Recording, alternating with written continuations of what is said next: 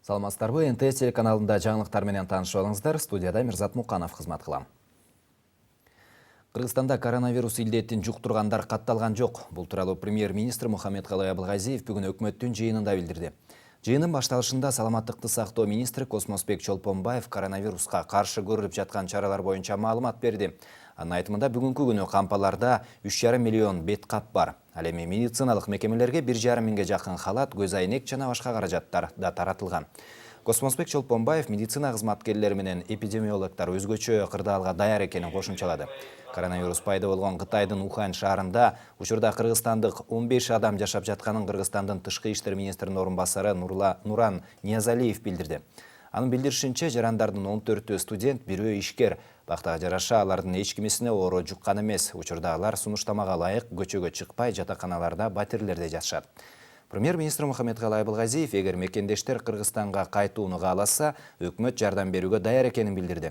Учурда авиакомпаниялар менен сүйлөшүүлөр жүрүп жатыптыр. Буга чейин коронавирус илдетин жугузган адам республикалык жугуштуу оорулар ооруканасына жаткырылды деген маалымат тарап кеткен. Бирок бул чындыкка дал келбей турганын саламаттыкты сактоо министрлиги билдирип, мындай илдетке кабылган эч бир адам катталбаганын дагы бир жолу эскертти. Ошондуктан туура эмес маалымат таратып, коомчулукту дүрбөтүүгө жол бербөөнү ар бир кыргызстандыктан өтүнүүдө. 23-үнөн баштап Кытай эл республикасынын менен боло турган каттамдардын баары токтоду. Өзгөчө Торгарт Иркечтан чегара пунктунда бардык кыймыл аракеттер токтоду. Бул мурундагы ушул Кытайды билесиздер, чыгыш календары боюнча жаңы жылга дагы өзлөрү дайыма ушул жыл маалында чектөө киргизет. Бирок биз ал чектөөнү да азыр күчөттүк. Ал жерге дагы бир дагы кыймыл аракет, адамдардын кыймыл аракеттери жана продукциянын ташып келүү кыймыл аракеттери токтоду. Саламаттык сактоо министрлигине караштуу улуттук вирусология лабораториясы лабораториялык изилдөөлөрдү жүргүзүүгө толук даярдыгы бар. Бишкек жана Ош шаарындагы лабораториялар бүткүл дүйнөлүк саламаттык сактоо уюмунда аккредитацияланган, бардык мүмкүнчүлүктөрү бар. Реактивдер жана тиешелүү материалдар жетиштүү өлчөмдө. Өлкөнүн бардык райондарындагы саламаттык сактоо мекемелеринде атайын изолятор бокстары, эгерде жанагындай оорука, вируска чалдыккан адамдар болсо, өзлөрүнүн дарылоо боюнча өзгөчө бир режимдеги бокстар даяр болду. Негизи ошо СКПга 170 эпидемиологдор иш аткарып жатышат, өзлөрүнүн иштерин кылып жатышат. Андан тышкары бул жерин айтып кетиш үчүн биздин жана лаборатория боюнча негизи бизде 2 вирусологиялык улуттук деңгээлдеги лаборатория баары эл аралык деңгээлде аккредитациядан өткөн, алардын техникалык жактан бүт мүмкүнчүлүктөрү бар. Андан тышкары ушундай бир бизде мүмкүнчүлүк болбосо, жана образецтерди бүткүл дүйнөлүк саламат сактоо уюмда боюнча чет өлкөлүк лаборатория бергенге биздин мүмкүнчүлүктөр бар. Анын бүт каржысын ошол бүткүл дүйнөлүк саламат сактоо уюмду бизге каржылап беришет. Андан тышкары дары-дармектер боюнча бүгүнкү күндө жанакы эң негизги баягы керектүү болгон маскалар, жанакы шприцтер жана антибиотиктер, анын баары биздин рынокто бар. Андан тышкары дагы азыр тапшырмаларды берип жатабыз, дагы бир көптөгөн баягы запастарды кармоо. Азыркы күндө мисалы маскалар боюнча 3,5 миллион маска биздин жанакы складтарда бар.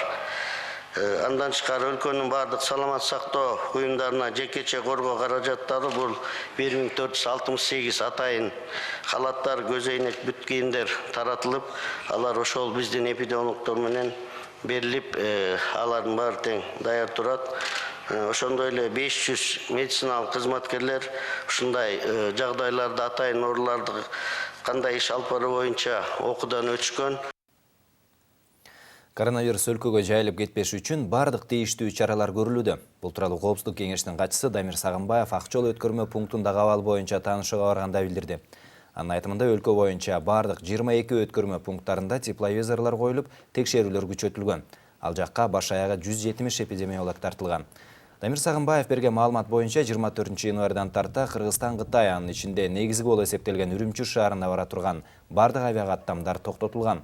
Бул каттам 2020 жылдын 31 январына чейин иштебейт.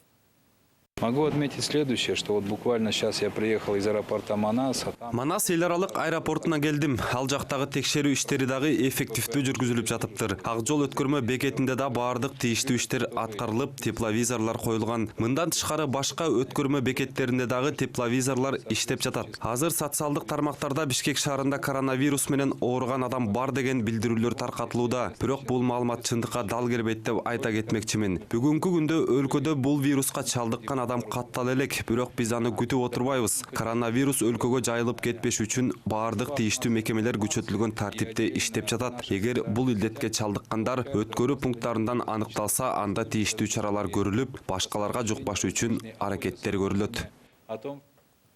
Ал ортодо Кытайда бир сутканын ичинде эле коронавирус илдетинен каза тапкандардын саны 1,5 эсеге өскөнү маалым болду. Коркунучтуу оорудан 80ге жакын адам көз жумду. Ал эми жаңы типтеги вирусту жугузуп алгандар 3000ге чукулдаган. Кытай бийлиги коронавируска чалдыккандардын саны тездик менен өсүп жатканын жарыялады. Эске салсак, Кытайда коркунучтуу вирустан улам 30 миллиондук калкы бар 13 шаар жабылган. Илдетке кабылган адамдар жалгыз гана Кытай өлкөсүндө эмес, 12 мамлекетте да катталганы белгилүү болду.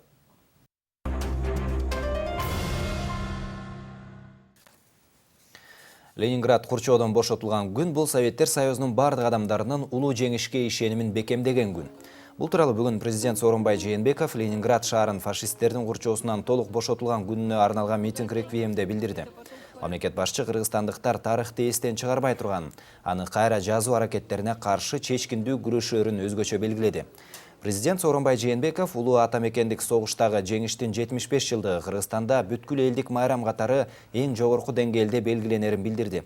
Иш-чара Ленинградты бошотууда баатырдык менен курман болгондордун жана улуу атамекендик согушта курман болгондорду 1 минутта унчукпай эскерүү менен башталды. Бишкек шаарындагы Дайыр Асанов атындагы эс алуу багында Ленинград блокадачыларынын эстелигинин жанында өткөн митинг реквиемге улуу атамекендик согуштун ардагерлери, Бишкек шаарынын жашоочулары, Россия Федерациясынын Кыргызстандагы атайын жана айгарым укуктуу элчиси Николай Удовиченко катышты. Улуу атамекендик согуш жылдарында Ленинграддан биздин республикабызга 16 миңден ашуун жарандар жер которуп келишкен, алардын ичинен 3,5 миңи балдар болгон. Оор күндөрдө кыргызстандыктар ленинградтарга баары тең бир туугандай мамиле кылган. Алар менен мекендеш, тагдырлаш, тилектеш болгон. Ардактуу мекендештерим, баарыңарды өзгөчө блокадачы ардагерлерибизди, сиздерди Ленинград шаарынын толук курчоодон бошотулганын 76 жылдык менен чын жүрөктөн куттуктайм.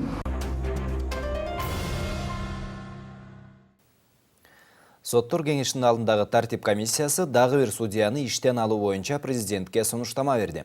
Ал Жалал Абад шаардык сотунун судьясы Эльмира Сулайманова жогорку сот тараткан маалыматка ылайык Фемида өкүлү ар намыс кодексиндеги судьянын аброюна жана кадыр-баркына шек келтирген. Буга байланыштуу жогорку соттун төрайымы соттор кеңешинин алдындагы тартип комиссиясына судьяны мөөнөтүнөн мурда бошотуу туурасында сунушун жөнөтүп, ал канааттандырылды.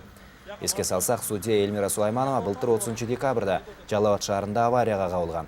Анда Фемида өкүлү Toyota унаасын башкарып бара жатып, Deo Nexia менен кагышкан. Көп өтпөй ал инспекторлорго шаардык сотто судья болуп иштээрин жана майрамдык кечеден кайтып бара жатканын айткан.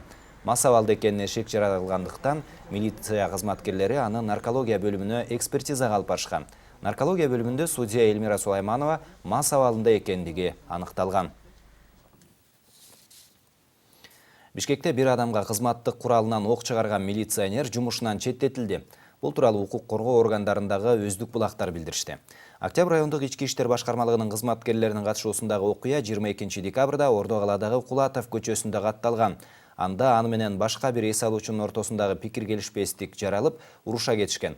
Милиция кызматкери ошол учурда Макаров үлгүсүндөгү кызматтык тапанчасынан ок чыгарган. Бул факты боюнча бейбаштык беренеси менен кылмыштардын жана жоруктардын бирдиктүү реестрине катталган. Бул окуя боюнча териштирүү иштери жүргүзүлүп, тартип сакчысынын баш коргоо чарасы каралып, сот аны 2 айга үй камагына чыгарган.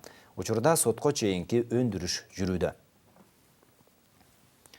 Ошто уюшкан кылмыштуу топтун активдүү мүчөсү катары каттоодо турган 16 адам милицияга алып келинди.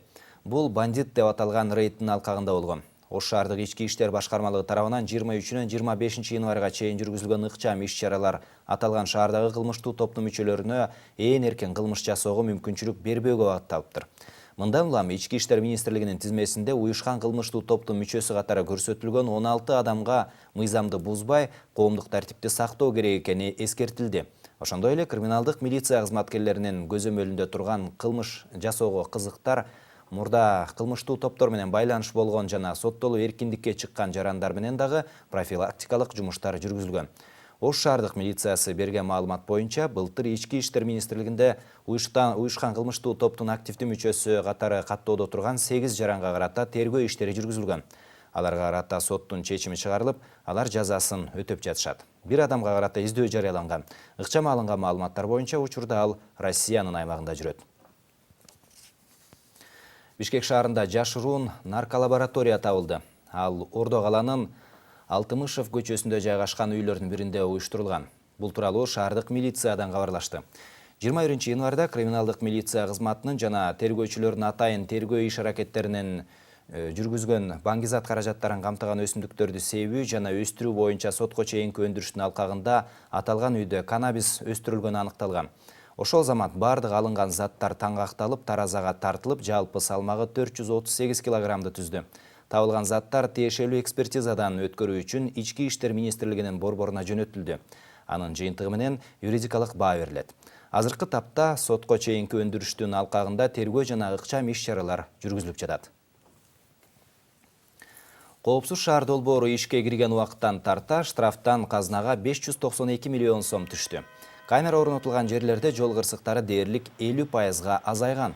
Бул көрсөткүч Бишкекте 42, Чүй областында 55%ды түзгөн.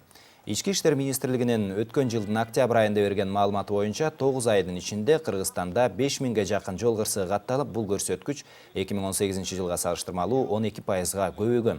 Коопсуз шаар долбоорунун биринчи баскычын россиялык Vega компаниясы ишке ашырган. Ал эми аталган долбоордун экинчи этабы боюнча тендер жарыяланып, анда кытайлык компания жеңүүчү деп табылган. Сиздер жаңылыктар менен тааныштыңыздар. Биздин каналдан алыстабаңыз.